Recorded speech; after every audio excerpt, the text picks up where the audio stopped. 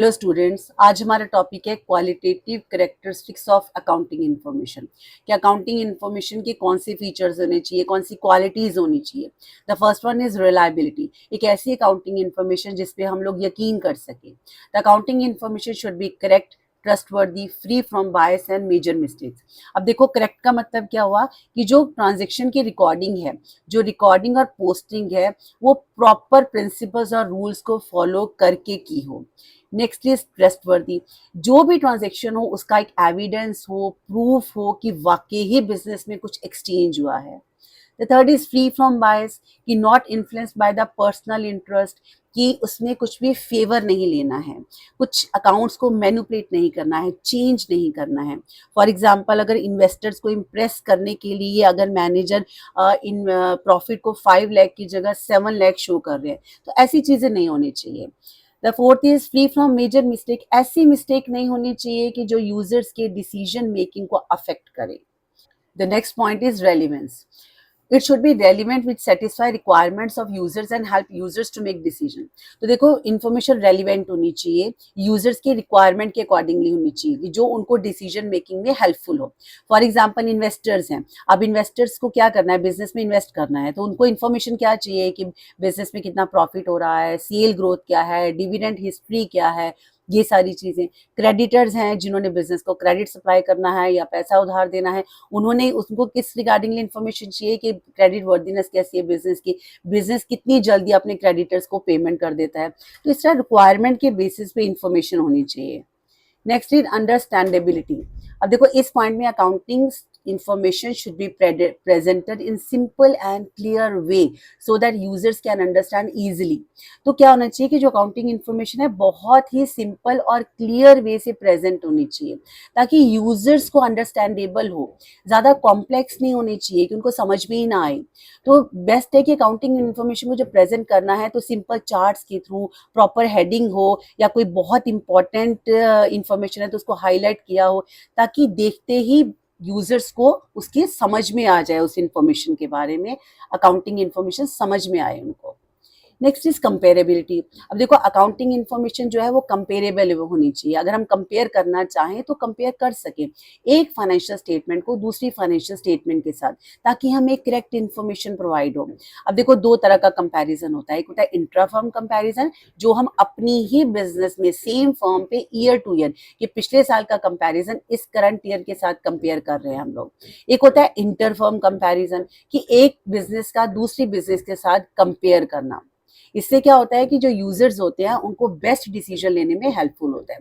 तो ये थे हमारे qualitative features of accounting information. अब हमारा टॉपिक है सिस्टम्स ऑफ अकाउंटिंग। तो ये वाला टॉपिक भी हम इसी वीडियो में कंप्लीट करेंगे। देखो, अकाउंटिंग के दो सिस्टम्स होते हैं, मतलब कि बिजनेस की फाइनेंशियल ट्रांजैक्शन को रिकॉर्ड करने के दो मेथड्स होते हैं। तो पहला मेथड हमारा आ गया double entry system, and the second method is single entry system. तो पहले हम बात करेंगे डबल एंट्री सिस्टम की। तो डबल एंट्री सिस्टम में both aspects of transactions are recorded, कि कोई भी ट्रांजेक्शन है बिजनेस की, कोई भी एक्सचेंज हुआ है बिजनेस में, तो उस ट्रांजेक्शन की दोनों एस्पेक्ट्स को रिकॉर्ड करेंगे। तो पहले मैं ऐसा करते हैं, एग्जाम्पल ले लेते हैं। अब देखो, एग्जाम्पल यहाँ पे क्या है, purchase of machinery for cash. अगर हम इसको ट्रांजेक्शन को देखें तो बिजनेस में क्या हुआ है, मशीन परचेज की है कैश के साथ।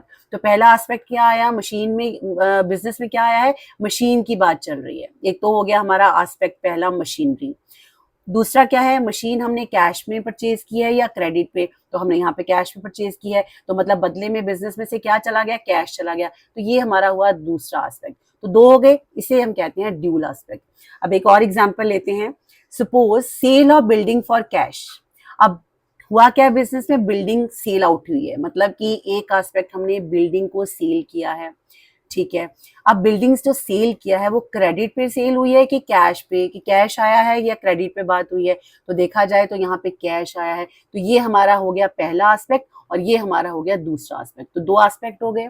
अब चलो एक और एग्जांपल ले लेते हैं। कैश पे टू रोहन। यहाँ पे देखते देखते ही पता चल रहा है कि रोहन को कुछ कैश पेमेंट हुआ है, मतलब रोहन की बात चल रही है। एक एस्पेक्ट हमारा रोहन हुआ और दूसरा एस्पेक्ट उसको क्या दिया है रोहन को, हमने रोहन को कैश पेमेंट किया है। तो ये एक एस्पेक्ट कैश हुआ और दूसरा एस्पेक्ट रोहन हुआ। तो इस ट्रांजेक्शन में भी कितने एस्पेक्ट्स हो गए, 2 एस्पेक्ट्स हो गए।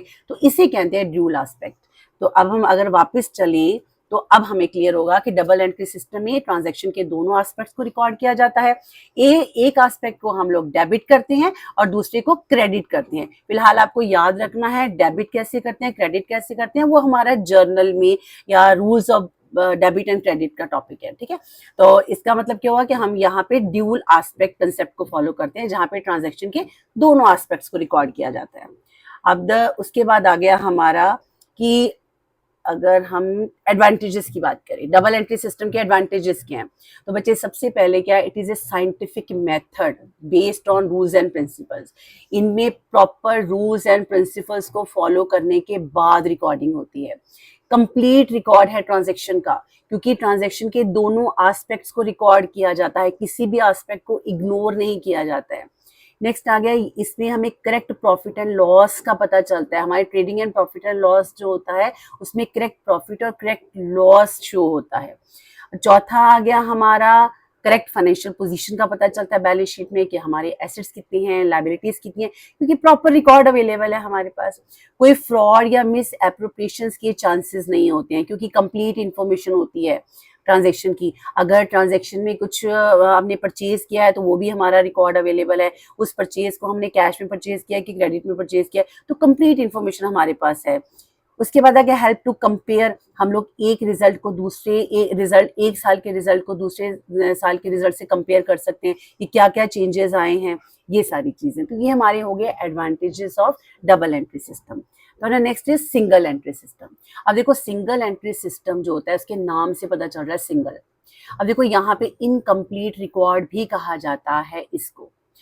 बोथ कुछ ट्रांजेक्शन्स होती हैं जिसमें दोनों एस्पेक्ट्स रिकॉर्ड होते हैं, लेकिन कुछ ट्रांजेक्शन होती हैं जिसमें सिर्फ एक एस्पेक्ट रिकॉर्ड होता है, दूसरे को इग्नोर कर दिया जाता है। तो इसकी वजह से क्या होता है, ये ज्यादा रिलायबल नहीं होते, हम पूरा यकीन नहीं कर सकते हैं और हमें करेक्ट प्रॉफिट या लॉस या करेक्ट एसेट्स एंड लायबिलिटीज का नहीं पता चलता है। तो ये थे हमारे single entry system and double entry system. तो हमारा आज का टॉपिक यहीं पे फिनिश होता है। तो चैनल को सब्सक्राइब जरूर करिएगा, वीडियो को लाइक जरूर करिएगा। Thank you very much.